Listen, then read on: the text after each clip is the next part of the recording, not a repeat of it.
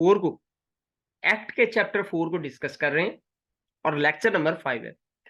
31 section है place of sitting, कि वो जो रेवेन्यू ऑफिसर होगा, हमने लास्ट टाइम डिस्कस किया कि वो कहाँ-कहाँ जा सकता है, कहाँ-कहाँ लोगों को बुला सकता है, कौन-कौन सी जगह विजिट कर सकता है। सो अब हम डिस्कस करेंगे प्लेस ऑफ सिटिंग्स, वो कहाँ पे बैठ सकता है, बुला सकता है। रेवेन्यू ऑफिसर, अगर तो वो रेवेन्यू ऑफिसर है other than an assistant collector of the first grade, ठीक है जी। Assistant collector of the first grade हमने देखा था, इसमें तहसीलदार आता है। May exercise his powers under this act at any place within the limits of his jurisdiction, ठीक है। बोर्ड ऑफ रेवेन्यू का जो रेवेन्यू का ऑफिसर है, सॉरी बोर्ड ऑफ रेवेन्यू नहीं, रेवेन्यू ऑफिसर जो है उसके पास जितना एरिया आता है उसके अकॉर्डिंग जो है वो जो है इसमें सिर्फ असिस्टेंट वो जो है तहसीलदार शामिल नहीं है, अदर देन उसके पास जितने जितने जुरिस्डिक्शंस होंगी उसको एरिया दिया गया है उसमें वो कर सकता है। तो असिस्टेंट जो कलेक्टर है तहसीलदार, वो कहाँ पे सिटिंग्स कर सकता है। N assistant collector of the first grade may exercise his powers eight any place within the district in which he is employed, तो वो डिस्ट्रिक्ट में किसी भी जगह पे जाके जो है वो कर सकता है जहाँ पे वो मुलाजमत कर रहा है, जॉब कर रहा है, ठीक है जी। वो कहीं पे भी जाके जो है वो कर सकता है। उसके बाद जी प्रोसीडिंग्स हेल्ड ऑन हॉलीडेज, अच्छा जी, अगर उसने छुट्टी वाले दिन कोई प्रोसीडिंग्स कर दी हैं तो क्या वो वैलिड होंगी जो रेवेन्यू ऑफिसर ने की हैं?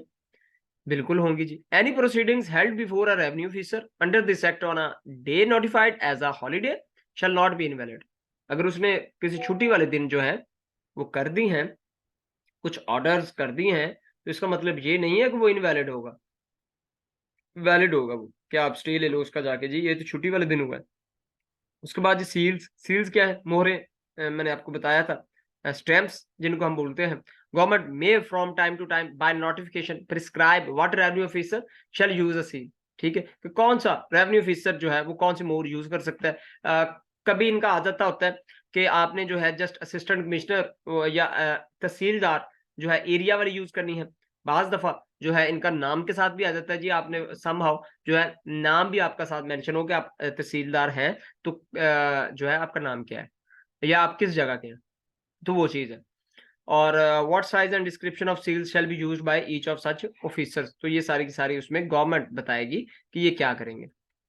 उसके बाद कॉस्ट की बात है। अ रेवेन्यू ऑफिसर में give an apportion the cost of any proceedings under this act in any manner he thinks fit, वो जैसे भी सोचता है, जैसे हमने डिस्कस किया था कि अगर कोई उसका जो है उसने सुनाई की है और उसे लगा है कि ये जो एक पार्टी है वो बड़ा मजलूम है और दूसरी पार्टी ने जो है इसे झूठा फसाया या समहाउ झूठा उस पे जो है सारा कुछ उस पे जो है झूठ है, झूठ पे सारा कुछ किया गया है, तो वो वकीलों की फीस, एडवोकेट की फीस और उसका जो खर्चा है वो भी वो उसे जो है दिलवा सकता है।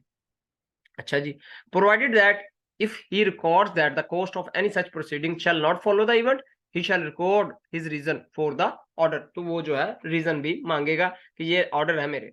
प्लेंटी क्या होगी जी, अगर कोई शख्स नहीं काम सुनता नहीं है, उसकी बात नहीं सुनता, ऑर्डर उसने किए हैं proceedings from a revenue officer और वो बात ही नहीं सुन रहा, नहीं जा रहा, तो उसे क्या होगा? तो उसे फाइन कर दिया जाएगा। कितना फाइन? 500 रुपीज फाइन कर दिया जाएगा। अच्छा, आपको वीडियोस में कुछ लोगों मैंने 1-2 वीडियोस ऐसे मुझे मिली, उसमें उन्होंने इस पे जो है वो एक तंज़िया, मुस्कुराहट दी कि 500 रुपया जो है, हाँ, ये बात गलत है कि इसमें तरमीम नहीं हुई, लेकिन आप ये देखें कि ये कब बना है, 1967 का बना है ये। उस टाइम 500 की जो है वो वर्थ थी एक, ठीक है? तो इसलिए जो है ये माइंड में आपने रखना है कि तब का है, उसके बाद इन्होंने एक्ट भी दिया है 2017 में, लेकिन इनमें जो है चेंजेस नहीं की गई।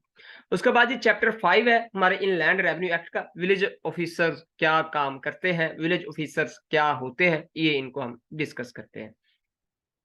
Rules regulating appointment etcetera of village officers, ठीक है जी। जो रूल्स रेगुलेट करते हैं अपॉइंटमेंट उनकी विलेज ऑफिसर्स की, तो वो कैसे कैसे हैं और कौन करता है। द बोर्ड ऑफ रेवेन्यू में with the previous approval of government, जो भी काम करना है इन्होंने बोर्ड ऑफ रेवेन्यू ने करना है और अप्रूवल चाहिए होगी इनको, किसकी? गवर्नमेंट की। Make rules to regulate the appointment, duties, emolument, punishment, suspension, removal of village officer, इन्होंने उसको कंफर्म करना है, नहीं करना, लगाना है, पनिश करना है या अप्रिशिएट करना है, ये सारे का सारा जो है अकॉर्डिंग टू रूल्स होगा। उसके बाद विलेज ऑफिसर सेस क्या है? सेस वो स्पेसिफिक अमाउंट होती है जो उसने रेवेन्यू जनरेट करके देना है और उसमें उसका 5% होता है, ठीक है? इसमें भी आगे फर्दर 2 कंडीशंस आ जाती हैं। अगर वो गवर्नमेंट एम्प्लॉयी होगा तो उसे नहीं दिया जाएगा और अगर वो गवर्नमेंट एम्प्लॉयी नहीं होगा तो उसे दिया जाएगा। Government may by notification impose on all or any of the states in the province a cess to be called the village officer cess at such rates not exceeding 5%। 5% से ज्यादा नहीं होगा उसका।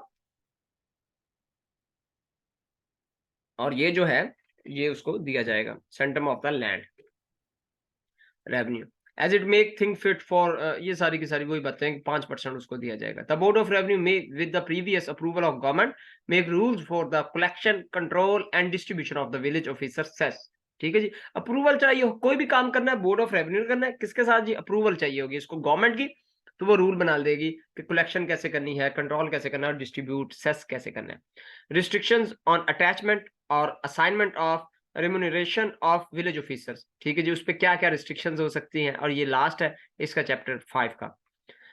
The remunerations of village officer mentioned under subsection 1 of section 37 shall not be liable to attachment in execution of a decree or order of a civil or revenue court, and assignment of or charge on or an agreement to unless it is authorized by rules made by the board of revenue। यानी उसको जब दिल चाहे ये उतार सकते हैं approval के साथ। ठीक है, फॉर एग्जांपल एक जगह पे जो है सारे का सारा मामला जो है वो डिजिटलाइज हो गया, वो जो रेवेन्यू जनरेट होता था किसी जमाने में अब वो नहीं है, तो वो सेस नहीं दिया जाएगा। अब वो बंदा उठ के कोर्ट में कर दे जी कि हमारे आबाओ अजदाद को मिलता था तो हमें क्यों नहीं मिल रहा, तो इस तरह के काम नहीं होंगे। उसके बाद जी रिकॉर्ड्स है। अब जो है रिकॉर्ड्स है, जाहिर सी बात है कोई भी चीज है, जमीन है या कुछ भी है, तो रिकॉर्ड तो होगा उसका। Record of rights and periodical records. ठीक है जी, अगर किसी शख्स का नाम पे है देन उसने जो है किसी को बेच दी है, तो फिर उसका रिकॉर्ड किसने रखना है, कैसे रखना है, ये सारे का सारा चैप्टर 6 में हमने डिस्कस करना है। Records of rights and documents included therein save as otherwise provided by this chapter there shall be record of rights for each state। ठीक है जी, record of rights for an state shall include the following documents। क्या क्या documents होंगे जी? Statement showing so far as may be practicable, the person who are land owner, tenant हमने देखा था, land owner कौन है? जिसकी जमीन है। टेनेंट कौन है? जो काश्तकारी करता है, किसान है। और who are entitled to receive any of the rents, profits और प्रोड्यूस ऑफ द स्टेट और टू ऑक्यूपाई लैंड देयरिन। ठीक है, जो भी वहां से प्रॉफिट ले रहा है, जाहिर सी बात है, और उसी के नाम पे वो चीज है। The nature and extent of the interest of those persons and the conditions and liabilities attaching thereto. ठीक है जी, मैं ये एक बार पढ़ लूं देन आपको आसान भाषा में इसका बताता हूँ। The rent, land revenue, rates, cesses और other payments due from each. उसके बाद statement of customs respecting rights, liabilities in the state, map of the state, such other documents as the board of revenue में with the previous approval. आसान भाषा में अगर बात की जाए, ये सारे के सारा क्या इसमें लिखा हुआ है?